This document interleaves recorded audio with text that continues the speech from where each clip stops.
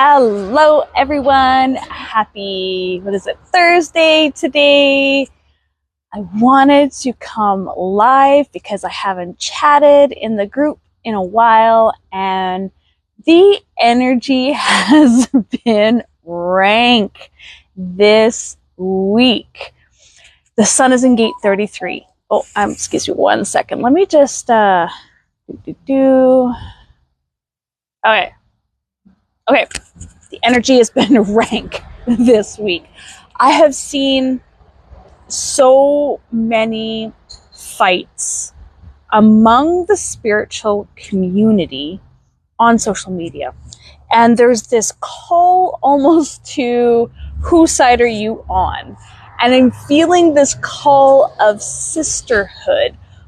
And interesting enough, I've been tagged multiple times in posts saying I'm on this person's side, and then I go to comment on it or something and the message is gone, right? So there's a lot of hot heads right now. There's a lot of hot heads and there's a lot of people really passionate about their beliefs, right? Really passionate. And I love seeing this passion, right?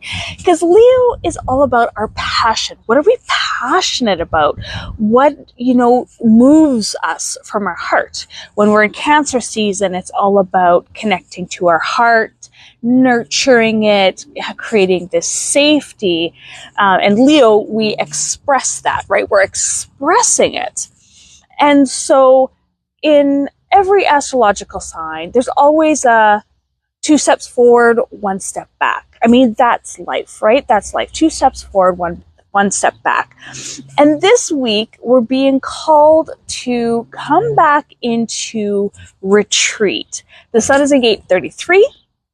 We're asked to retreat, to go inward, right? Because what happens is sometimes we get a little bit burnt out from our passion.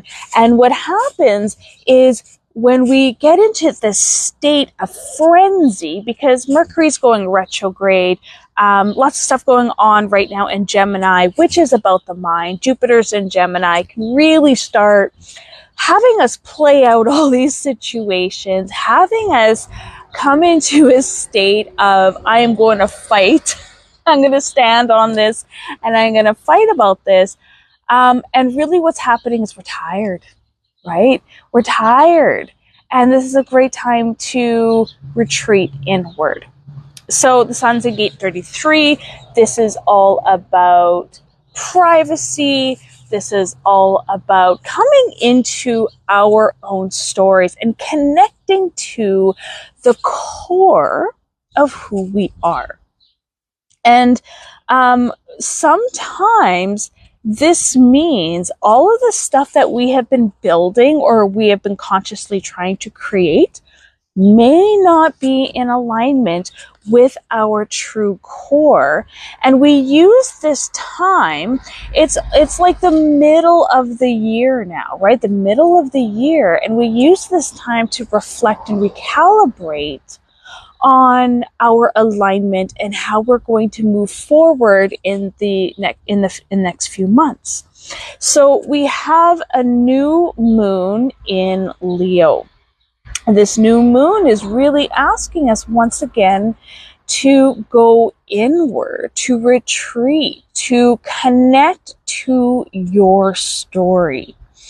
And so I love to couple this with the hero's journey, right? And I've created a class, if you're interested, I've created a class for this that walks you step by step through creating your own hero's journey, whether it is something that you've gone through in the past or whether it's something that you are dreaming into being. And I really want to connect back into that energy of dreaming into being, because the opposite axis of Leo is Aquarius, and it's all about our dreams and our hopes.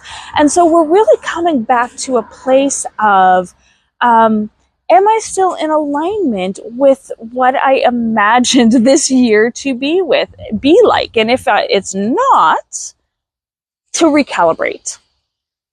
And so for myself, I've been really called to come back into my shamanic roots.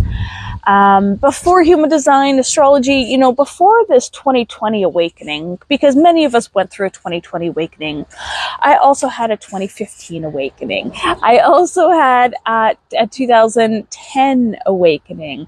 I also had a 2005 awakening, and I had a 2000 awakening, right? I've had a lot of awakenings.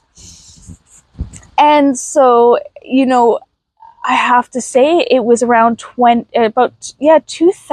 is when I really started connecting to nature and spirit through nature and my love of nature, even though I had no idea that was, the feminine path. I had no idea that was the shaman's path by any means. All I knew was that I felt the most full, the most abundant, the most alive was when I was connecting to nature and felt that connection. For many people, it's other people, right? When they connect to other people, that's never been my story. That's never been my true source of joy, my true source of connection. It's always been in those quiet moments where I truly connect to the present moment, and it's generally in nature or in meditation. And so yesterday I was really connecting. I've been doing a lot of more Qigong. I've been doing a lot of more heart-based meditations to really use this energy to its fullest, because from July 26th until August 8th, we're in this Sirius portal, right? We're in this Sirius portal. We're in this energetic alignment where we can get support from unknown sources, from your guides, from the universe, from the aliens, from God, whatever it is that you truly believe. This portal of potential is a time for you to come inward. I got a wasp. You see that wasp there? I got a wasp. Okay. It really is around me. I don't get scared of wasps. Okay, it's gone. Or it's around my head. Anyway. Hi, Jeremy Lee. I see that you're watching. Okay, so this portal that we hear about in the New Age, cosmology, this portal really truly is to come back into yourself and to connect to your source of spiritual guidance. So whether it is the Seraphim, whether it's the Quetzalcoatl, whether it is the Syrians, Hathor, whether it is the goddess, whether it's God, the universe, your higher self, whatever that is for you, that is what this time truly is about. Because this transit is actually activating your inner light. And when we are connected to that inner light, which is in your will center, right? Your solar plexus. When you're connecting to that center, truly that wisdom, that guidance, that courage, that embodiment actually comes through you, right? And this is where we get that halo of enlightenment, is through that inner work of connecting to your source. And so this portal is a beautiful way for us to connect back to our own source. And so for me, it's connecting to shamanism, it's connecting to the earth, it's connecting to spirituality in a very dark way. And dark not isn't scary or bad, but it truly is coming into the depth and into the feminine way. And so last night, an interesting thing happened. I felt that I was going to be getting a message, and I went through the happy valley, my happy valley in my city, and I was walking, and there was a deer on my path. And if you don't know, the deer represents intuition. It represents, in the gene keys, it represents gate 22 of grace. And I've always felt this presence of gentleness, intuitive, innocent, pure grace whenever I'm lucky enough to be around deer. This is just something that I've always felt around deer. And so I was walking down the path, and this deer did not move off the path, which was kind of strange because generally deer, they get scared quickly and they jump away. But I actually was able to come very, very close, like touching distance to this deer. And this deer just stayed on the path and trusted that I was just going to walk by it. And I thought that was super strange. But then last night I had a dream and the goddesses came to visit me again. And I got the message. And this is, once again, kind of uncomfortable for me to speak about because it's not generally what I talk about. But what came into my dream last night and then this experience that I've been having was my call back into teaching about the goddesses through different modalities. And one, I don't know, 2017, 16, 17, 18, 2000, around that time, I was awoken at 4:44 a.m. And I knew it was time to align with the new state Carf. And this is a tradition from the Peruvians. It's a feminine shamanic initiation that aligns with goddesses from the Peruvian origin, but also aligning with the Palladians and the 7 sisters of the Palladians. And so I was entranced for 6 hours straight to do this initiation. And what it truly is initiating every one of your chakras to a Palladian sister and to a Peruvian sister. And so I had my crystals and my stones and my flowers and all these essences that I didn't even know I had. But when I started looking around my house, I realized that, oh my goodness, like I had all of this stuff to complete these initiations. And so I started at 4:44 and I finished around noonish. And when I looked out my window and I was exhausted and I was spaced right out, to be quite honest, there was a deer like eating grass in my front yard. And that just doesn't happen. That just does not happen. And I knew I was touched by grace. And many times when I, unbeknownst, doing energy work, whether it's shamanic, whether it's qigong, which is a form of shamanic energy, by the way, the deer come up to me. And I've noticed this many, many times. And so I felt like this was a call back to my roots of shamanism again. And so it's really this call back into my truest essence. And so I want to ask you to take this time during this full moon this new moon, to come back to your core essence, to come back to your core light. And ask yourself, like, is it on autopilot? Is your light, are you getting so much light on the outside that you haven't connected to your inner light in a while? That's a lot of the energy that I'm feeling this gate 33 is really asking us to come back into, is our story, our truth, that alignment into our heart. And it's grounded by gate 19 of attunement. So once again, here I am talking about these initiations and these energetic attunements. Gate 19, by the way, is my Venus. So that makes a lot of sense too. But anyway, coming back into that gate 19 of attunement, of energetic attunement, and your connection to source, your connection to your inner light. Gate 19 is really connected to, it is shamanic energy in the fact that it's connected to the etheric realm. It's connected to fairies. It's connected to nature. It's connected to sights unseen, energies unseen.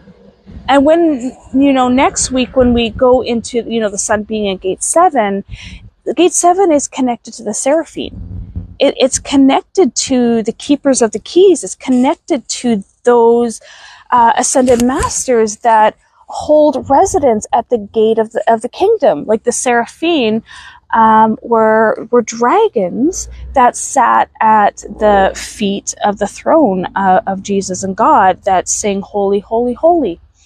Quetzalcoatl, for instance, in the Peruvian language, is the bringer of the dawn. And so, next week we are asking ourselves to come into our sense of source, and how can we be connected? How can we be supported? How can we find that inner leadership to help us, to support us onto our path?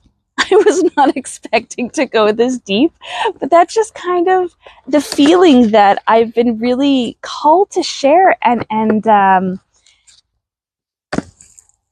And also there's this sense of co-creation. One of my mentors just shared a post, and maybe this is me reacting, but shared a post of how she doesn't believe in manifestation and how it was all her and how she did the hard work and she did everything to get to where she was. And I was just thinking, that's just exhausting to me. First of all, the amount of control, the amount of responsibility, the amount of, I have to do this myself. I have to do the work myself because I'm not supported. I have to, and she was talking about all the hard work and the trials and the tribulations. And I was like, that's not what it means to me at all. And manifestation gets a bad rap. Manifestation seems to be this new age tag word, and it's all about crystals and incantations and kumbaya and all this, hairy fairy stuff. But that is not what manifestation is about. Manifestation is bringing something that is not in the 3D plane into reality. It's bringing your thoughts, something that you imagine, into reality. This means that you have to manifestation is not magic. Manifestation is alignment. Manifestation is setting your intention. Manifestation is committing to that intention. Manifestation is knowing that you are supported. Manifestation is trusting that you are supported. That manifestation is the exception to the expectation. So it is releasing the outcome. It's like, I know what I want. I know what I want to experience, but I also know that I don't have to do this all myself. This is knowing that I can let go of control of the outcome. This is knowing that if I believe it, if I allow, if I trust, if I follow the breadcrumb trail of synchronicities, that whatever it is that I truly want will show up bigger and better and will bring me to my knees with gratitude and appreciation, because this is way more than I ever expected. When you are in control, you are controlling the outcome. And there is a limitation to that. There is a limitation to your thoughts and your beliefs because you are in control and you are making it happen. Where when we are in manifestation, we are in co-creation. Right? This is what I want to experience, but I let go of the how. I let go of all of the planning. Like, there is a planning, don't get me wrong, right? But at the same time is being flexible. I get really excited about that because I've been so blessed to have had magical manifestations happen in ways that are miraculous. And I truly, truly believe that it is possible.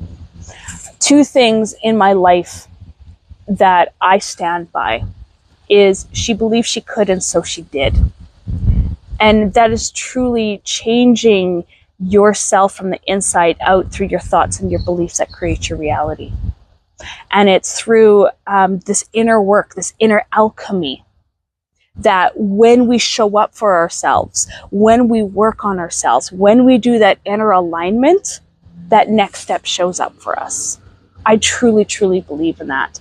I truly believe that the more that we expand our thoughts and our beliefs that create a reality, the more that that actually happens. The second thing that I stand by 100% is a kick in the ass is still a step forward. Because sometimes we get comfortable in our comfort zone. Sometimes we get stuck in a rut. Sometimes we are too scared to take that next step.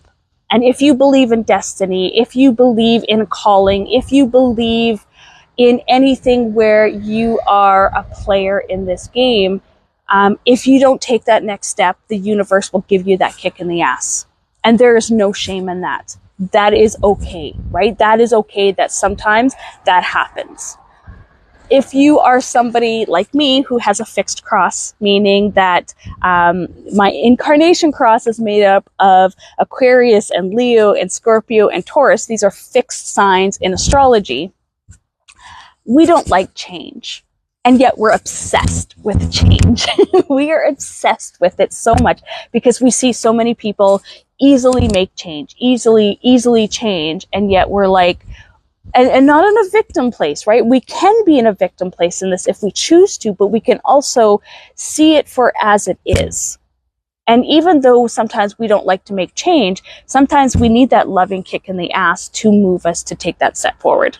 I like to talk a lot about the bull, Ferdinand the Bull, if you've ever heard of that story, Ferdinand the Bull and the bee, right? That the bee plays the role of Scorpio that stings that Taurus in the ass, that bull in the ass to make a move in his life, right? And that's perfectly fine. But at some point, if you get stuck in that comfort zone, you're going to start getting uncomfortable, right? And I'm sure you know what I'm talking about, that you're comfortable, and yet there's this part of you that says, is this as good as it gets in my life? Am I not here to experience even more? Am I not here to have it all, whatever it all means to you? Am I like, and so it's really coming from a place of I'm no longer available to be a martyr in my own story. I'm no longer available to be the victim, the sister or brother of circumstance in my story. And I am willing to do whatever it takes to create that change. And for me, I always come back to, of course, human design and astrology, but also that internal work that helps us, that allows us to gain that support. And this is why I love Qigong, right? Because we are literally creating an intention, a mantra. We're doing it through movement. So we're moving our body. We are creating space in our body. And we're doing this in a meditation. So we're telling a story. And we are creating our day in this energy, right? We are creating our day in this intention. We're creating a new story in our body. We're aligning our mind and our heart and our body, our three treasures, into the story of creation. I also love meditation and breath work because this is the act of surrender. This is the act of non-doing. This is the act of allowing your body to do what it naturally can do when you get out of the way. And I've had so many breakthroughs when I have surrendered and got out of the way, and I've had miraculous healings. I have felt that unconditional love that you hear about.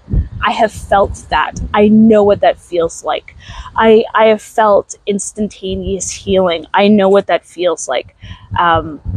it's a magical thing, right? That you want to like continuously, feel. But the truth of the matter is, if you felt it once, it's always there. It's always there. So what I'm going to read today is the Mystical Shaman Oracle deck. And this is an interesting oracle deck because it connects my love of shamanism and the I Ching. And so this is a different way of looking at the human design in a shamanic way. Oh yeah, one thing I wanted to say about Gate 33 that my guys were kind of like giggling at me is, you can tell a story all you want, but your body does not lie. And your genes are the journalist of your story.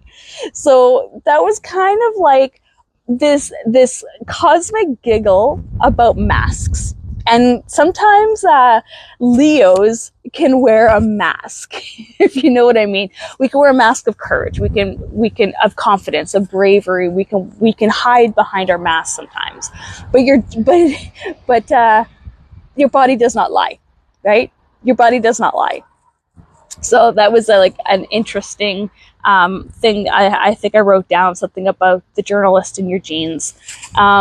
I was doing a chart of a kind of a famous astrologer. I sent him the chart, and it was interesting because I didn't know this at the time, but he was actually a journalist. So Gate 33 is the sun, and yellow finch, joy.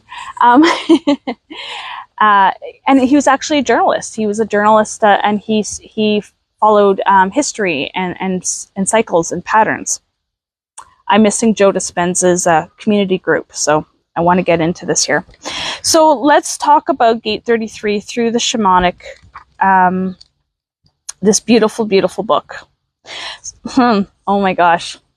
It's called Magic. I forgot all about that. Alberto Villaldo, Colette Baron-Reed, and Marcella Labos.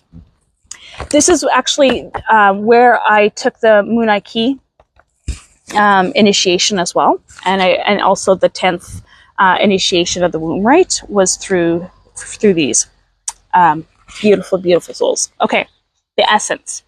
The symbol represents the infinite intelligence of Great Spirit that makes up the fundamental fabric of the universe. We experience the evidence of this magic through synchronicities or meaningful coincidences. The invitation. When magic appears, you're invited to see the world through the eyes of wonder and awe, taking on the innocence of a child who knows that all things are possible. Infinite potential exists in the great mind, and you are invited to call it in and recognize the dance and synchronistic events, signs, symbols, and omens given to you through the oracle of the ordinary world. This is a sign that Spirit is reminding you that you co-create your world in sacred partnership. Oh my goodness, I didn't even read this, you guys, before I channeled in all of that stuff. I did not read this. I have to say that. Your part is to dream, to intend, and to watch for the signs that show you what next action is right to take. Right now, it appears that you are on the right track to make your dreams come true. Great Spirit is listening and acting on your behalf. So pay attention. Magic gives birth to miracles. Oh my goodness. Like my heart right now, I have to say. Okay. So here's the medicine. And so in tarot, I took my tarot training, 2015, that awakening back then. That was the system that I used back then, was tarot. And as a tarot, when we learn, it's in its reverse. So when a card is upside down, it's in its reverse, that there is a different energy. There is a medicine to it, right? And so when I'm writing my own oracle deck, I treat it as medicine. And so the medicine here is, have you forgotten that you live in a world that is infused with magic? Perhaps you become cynical and think you have to create your life all by yourself with no help from others. It's time to remember your relationship to Source, for you are part of the story of the world, a living spark of spirit living on earth for the short time as an emissary of light. If you look back over your life, you will find many instances in which your actions alone were not the cause of out of blue coincidences that led you on to that new relationship, job, or other important moment in your journey. So how do you stay in this awareness? The answer is so simple. If you can be like a child and cultivate that wondrous curiosity, you will see that magic again and be amazed. Remember, magic is real and it's in everything. So I don't know if your mind works the way mine works, but I'm very logical. All my arrows are to the left. I really actually have to work on the creative side of who I am. But for me, I'm seeing the Aquarius in the medicine, right? Is come back into your hopes and your wish and your possibility thinking and come back into the imagination. The Australian Aboriginals, the Australian shamans believe that we dream into being, right? So we are sleepwalking into existence. And so what you and I right now, we are talking in the Maya, right? The great illusion, the matrix. And they believe that when we are dreaming, when we're in dream time, this is actually where we are creating from, which is absolutely beautiful, which is why in quantum alignment, we do dream seeds, right? Where we connect with our dreams, we connect with our intentions, and we ask for clarity in our dreams. So like I said, last night, during my hot sweats, during my hot flashes, waking up soaked in the middle of the night, I was dreaming of the goddesses, and the goddesses, are ready for another round. And so last time I did the Heart of Sophia, and we connected to Ascended Masters through the Gnostic text and through the G Center. This time I'm feeling it's in September. I'm feeling it's September 21st. I'm going to do a new initiation. This is a self-initiation. I'm just doing the guidance. I'm just giving the information. I'm just leading it. This is your self-initiation. And this is your initiation to connect with the Palladians. And I'm going to be bringing in not just the Palladian energy and the sisters, but I'm also going to be bringing in the Greek mythology of the sisters. And then I'm also going to be bringing it through the Peruvian goddesses as well. So this is going to be a pretty interesting way that is going to be for everybody, whether you're feminine, whether you're male. It's really not about that. It's really connecting to your feminine energy. So before we go, I know this has been long. I mean, check out at any time, honestly, but I really wanted to connect to Gate 19 because it is in the Earth sign. And another reason I really wanted to connect to it is in Chinese medicine, the heart center, which is what we're working with in the summertime, is a yin energy. Right? It's a yin energy, meaning that it is effortless, like that it is where we are meant to relax. We don't live in that world, do we? Generally. But it really, and this is why it's really coming back to restore that energy. So in the Mystical Shaman Oracle deck, which once again, I absolutely love, Gate 19 is called Fire. Fire consumes anything that it touches. The flame reminds us that the impertinent nature of reality and how situations can quickly transform into beauty or chaos. Fire is passion, and its dancing flames invite us to reach to the sky. Warmth and light are heavenly, and yet too much heat can scorch us. To fully step into the energy of fire, it is to be utterly transformed like the phoenix rising from the ashes. So if you were listening to the beginning of this, I was talking about there's a lot of hot heads right now. There's a lot of passion right now. There's a lot. Like I said, I'm not on social media very often because I'm just not interested. It's overwhelming. I don't even have interest to create content anymore like I used to. But there's been a few situations now where there's been a call to arms. Which side are you on? And like this kind of feels like it to me. The invitation is to warm your hands and your heart by your inner fire. Let it burn away your hardships. Let it consume your pain and your sorrow. Has life become too rigid, too cold, too superficial? Light a candle or make a bonfire and toss into the flames everything that has become stiff and painful. Give it all to the fire for rapid transformation. Set your life on fire. I love this so much. Now the medicine. Are you feeling too fiery? Have you been reactive and short-tempered towards others? This card has come to tell you that all fiery emotions directed at others can backfire at you. It is not a good idea to play with fire when you are out of balance or angry. Now is not the time to act or react. It is the time to tame and befriend your inner fire so it does not scorch you. So, I'm going to close this off with this.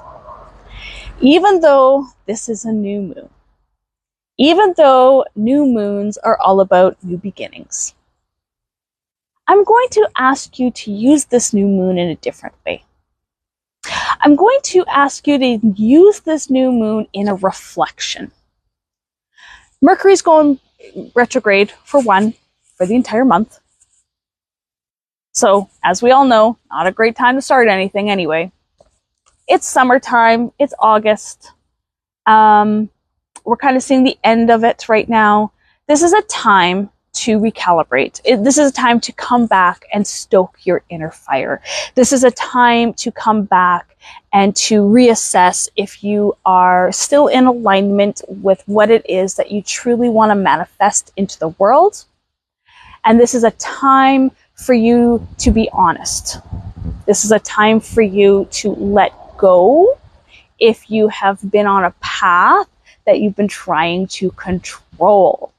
This is a time for you to surrender, for you to trust, for you to connect back into your inner light and check on the spiritual essence that is within you. I had somebody, one of those psychics, not psychics, but you know what I mean, that message you and tell me that I was spiritually bankrupt. I was just like, I don't think so. I don't think so. But it kind of made me chuckle. And I want to connect to you. Do you feel as though you are spiritually bankrupt and you are too focused on circumstances, too focused on outcomes, too focused on everything outside you right now, putting out fires, and not focused enough or not in balance enough with your inner light, your inner truth, your inner story, your soul, your alignment, your body. Right now, this is a great time to look at your mental state as well and do a little cleanup. So any of the limitations, any of the stories, any of the inner critic, any of the ways that you've been numbing, any of the ways that you've been self-soothing in a non-healthy way. Great time to go into that. Great time to love yourself without being too critical. Because Venus is going into Virgo, which is that mother energy. If you know, if you know what I'm talking about, if you had a hard ass mother, and she can be quite critical, our inner bitch, right? And so Really give yourself a lot of compassion, a lot of space. Take up space in your body, in your life. Come back into that recalibration. Come back into your source of spirituality, spiritual practices, your source of sustenance, inner sustenance, so that you have the energy, the alignment, the integrity, the devotion, the courage, the confidence, the competence to move through Leo season without needing to wear masks, burnout. Yeah, that's about it. All right, that was a lot. I know it's a lot. I come in with a lot. I'm not going to apologize anymore. I'm going to take up space, and whoever was meant to listen to this transmission was meant to listen to this transmission.